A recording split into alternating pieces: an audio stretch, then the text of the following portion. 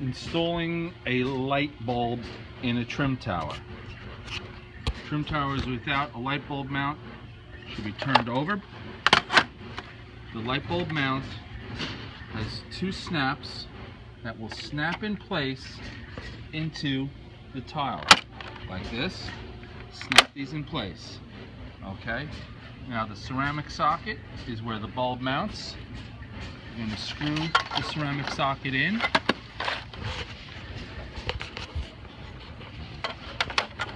Screw the bulb into the ceramic socket, and then the depth of the bulb can be adjusted by pushing these arms down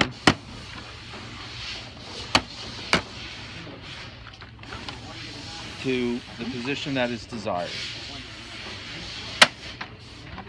Like that. Okay, it's simple, just takes a little bit of muscle. Thank you.